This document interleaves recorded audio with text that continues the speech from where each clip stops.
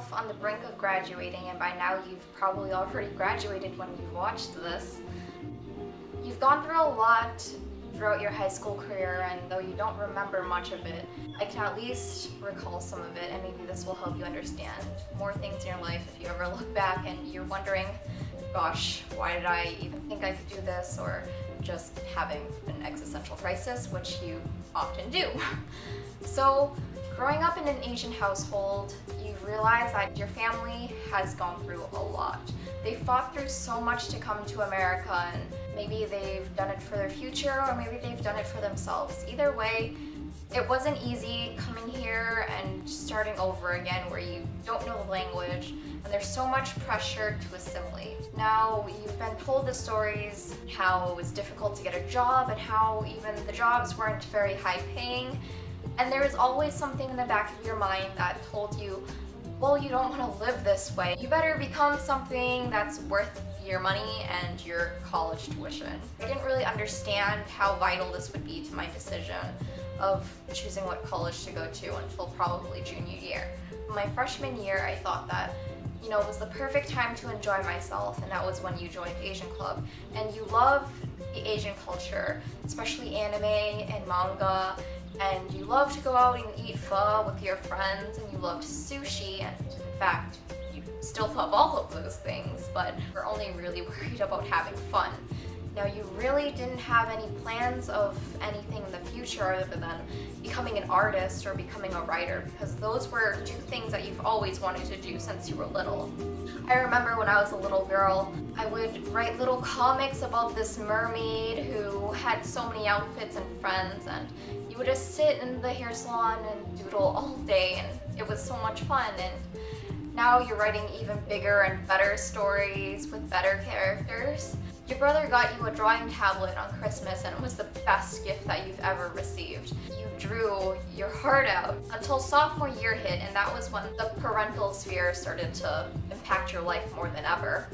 You realize that being an artist or being a writer isn't probably a safe job, and your parents told you more about their American adventures, and you learned more about your grandparents' adventures, and your aunts and uncles told you so much more about how your family struggled to come here, and you realized and you started to understand that the world is really a scary place and nothing much has changed since the time that they were here. It was still just as difficult, if not harder, to get a job, and it was more competitive, and the world was scarier, and you knew the language. You didn't want to end up in an unsuccessful place like they could have, but they chose to be financially stable. You decided that you wanted to become a forensic scientist or a doctor of some sorts, a pharmacist maybe, I don't really remember, but you took nursing, and it was probably the worst experience of your life. In fact, do you remember the time when you were supposed to fold the bed with the patient in,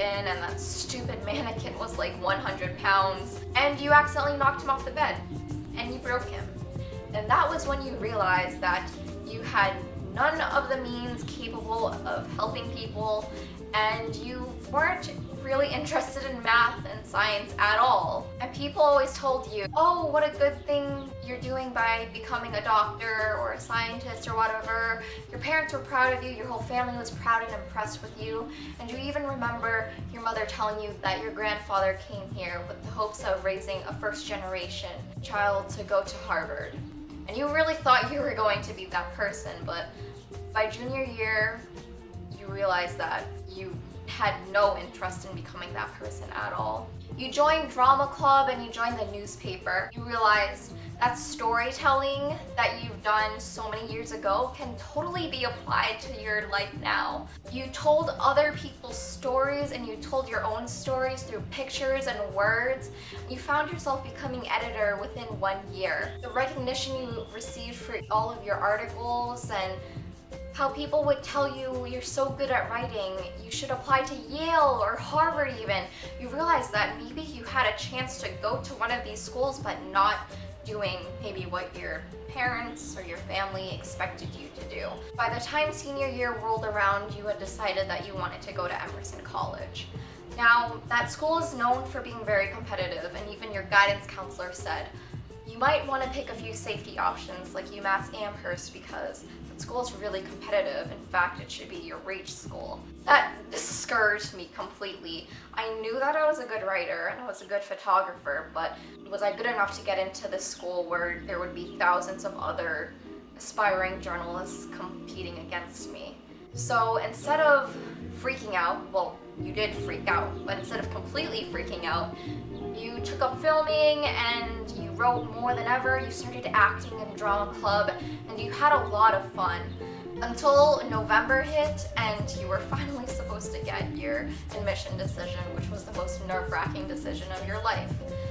Well, you got in, obviously, because by now I put in my deposit for Emerson, so you better still be going there when you're watching this. But months pass and high school is getting harder and harder and you want nothing more than to leave because you're just so excited for Emerson and to meet friends that have the same interests as you and who are storytellers just like you. Now, by this point, you realize that these expectations that you held for yourself earlier, the ones that you've blamed your family for, are not expectations that your family caused, but they were expectations that you held for yourself because you wanted nothing but to please them. And just know that that's not why you're here on this earth. You're not here to make anyone happy, but you're here to tell a story. Whether it be your story or everyone's story or a stranger's story, you know that that's what you want to do. Now, you can't really tell a story if you have an expectation for that story, so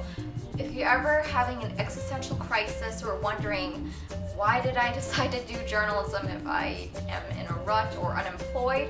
Just remember your purpose that you chose for yourself, and that was to tell a story. And the more expectations that you hold for yourself and your story, the less exciting and amusing that story will be and the more disappointed you'll be. But be happy with yourself and all you've done. You've discovered a part of yourself, the importance of your family's journey here, and what lessons you can take from it. Maybe you've made a ton of mistakes, but truly you are an independent person and you know who you are and you know who you want to be. So be that person, and just remember, even though I'm graduating in about 5 days, that even I'm unsure of what to do now, even though I might seem like I know what I'm doing as I'm making this video. You in 5, 10, 30 years might not know where to go, but just remember that your story doesn't end until you say it does.